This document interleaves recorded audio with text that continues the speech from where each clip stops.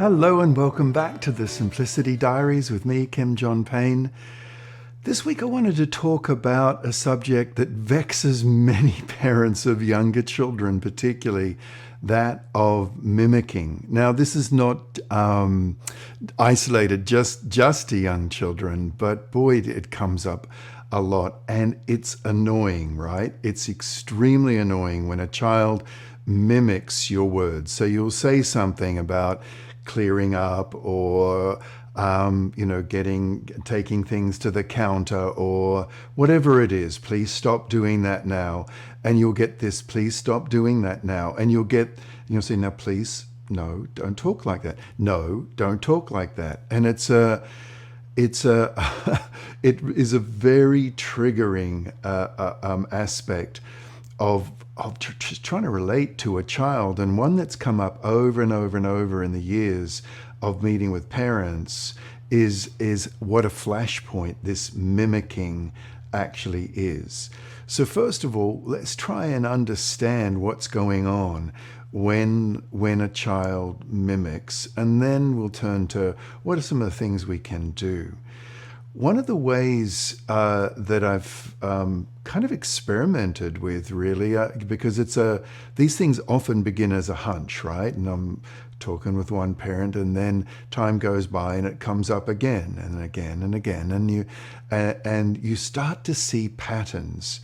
And one of the things that I see with mimicking, and certainly a way I've come to think of it, is that it's almost like emotional shedding, like and deflecting.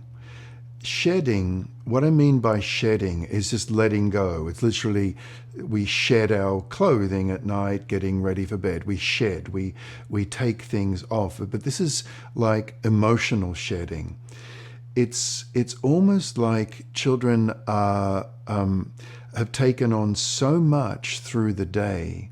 So many transitions, so many little things have gone on, so many instructions to follow, so much to absorb, so many car journeys, and they start actually shedding and taking that off, and all that stimulation.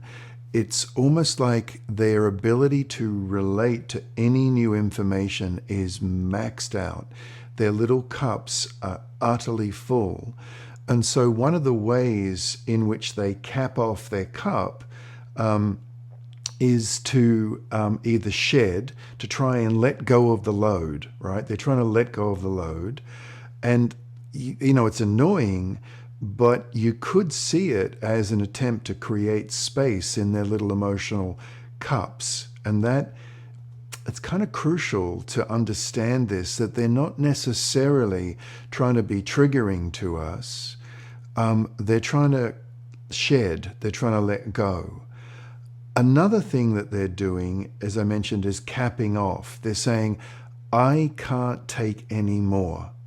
And so I'm not going to take any more in. All I'm going to do is mimic what comes towards me. I'm just going to mimic it, because in that way, I don't have to absorb it. I'm just bouncing it straight back at you. I'm not going to take this on board at all. And as annoying, and it truly is annoying as it is, it's another really important aspect to remember, that number one, that they're shedding, and number two, they're capping off. They can't take any more. A third aspect of this that is aligned to this is deflecting. And it's similar to capping off, but deflecting means you say something to me, and I'm not going to absorb that. I'm just going to throw it back. I'm just going to mimic it. And in that way, I deflect it, and I don't have to do it. I don't have to do what you're telling me to do. I'm all full up. I don't want to do it. Or you're not particularly in your instruction in the first place. You don't really mean it, I don't think. So I'm going to mimic you. So it's deflecting. So there's shedding, capping, deflecting. And another aspect to this, and it's a major one, is that they're looking for feedback. It's a feedback loop. Because when children are feeling emotionally lost, when they're feeling emotionally overwhelmed, what they'll do, is they'll look for feedback to ease their disorientation. And if they mimic you and you react strongly to it, negatively and strongly, that provides them with the feedback. It provides one of the quickest ways to get feedback is to annoy your parent and to have them react strongly. And of all the ways that a little kid can get feedback is to mimic you. It will have immediate results because it's so annoying. So what they do is their mimicking is an attempt to establish a feedback loop in order to orient themselves because they're lost. They've lost it. They don't know what to do. They don't know how to react. They don't know what to say to this instruction that's coming towards them. They're all full up. And so an absolute fallback and quick way of dealing with it all is just to mimic. Okay, so what to do? The first thing we've already done, that's the good news, is to understand what are the layers? Why is a child doing this? They may not have all those 4 layers of shedding and so on, and deflecting and capping and looping, feedback looping. But there's probably 1 or 2 of them that they've got going on. I haven't met a child who mimics who doesn't have 1 or 2 of those things going on. And it may have become habitual, by the way. They may have developed the habit of doing it. But what to do about it, the first thing is to understand that they are full up. They are done. They cannot take any more information in.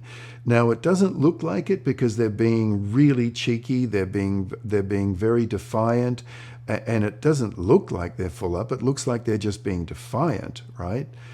But you just scratch the surface of that and they're done. They're all full up. And so one of the first things to do when a child mimics you is to say to them, you know what, we're going to take some time now, or we're going to have a little bit of calm down time. And then the child says, we're going to have a bit of calm down time. It's really testing you out. And you say, mm-hmm. And you just sit right on down and take your magazine out, take a book out, go to the counter, just finish making the salad. Just say, I'm just going to go finish making the salad now. We're not going to get into this. We're just going to have some calm down time. And the child says, we're not going to get into it. We're going to have calm down time. You say, mm-hmm. And you hold it together and you go to the counter and you finish making the salad, or you sit down and you read. So there's actually nothing to imitate anymore. But there is, because you're not saying anything, you're not getting into it with a child, but you crucially are doing something that's familiar to them. They've seen you read 1,000 times. They've seen you make food 1,000 times. They've seen you fold laundry over and over.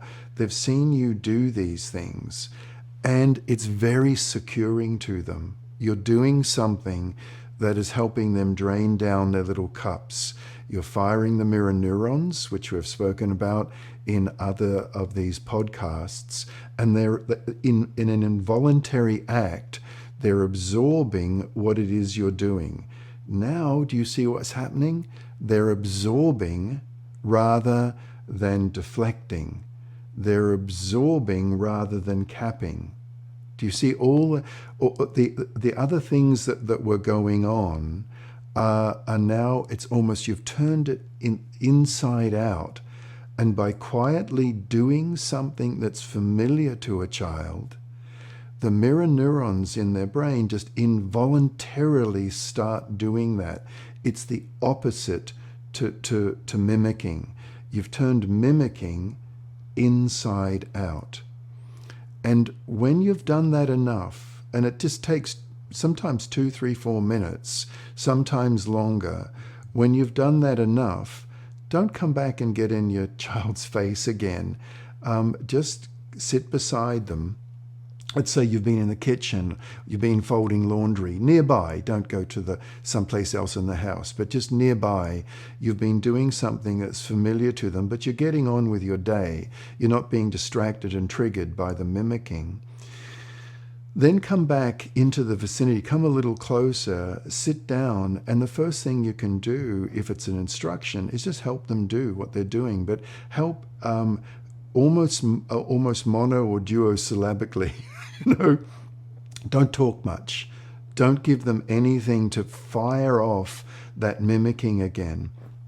Just pick some things up, start tidying up, and just allow them to be close to you. If you've got a hunch that they're not going to mimic again and trigger, and that gets triggered in them and in you, just be folding the clothes, let's say. Don't look at them. Don't give them more stimulation. Just be looking at the clothes. And this magical sort of soul arnica. It's like balm to a bumpy, bruised soul that's overwhelmed. Just look down and say, you know what? I remember something that Grandpa said to me when I was just a little girl. I remember he said to me, and just start talking almost to yourself, but it's an I remember. One of the things that can cut across a mimicking, a bouncing back, a pushing back, is an I remember when. But it has to be done once things are a little bit, you've taken it down a notch or two, by just withdrawing, doing something familiar, step one. And then an I remember when.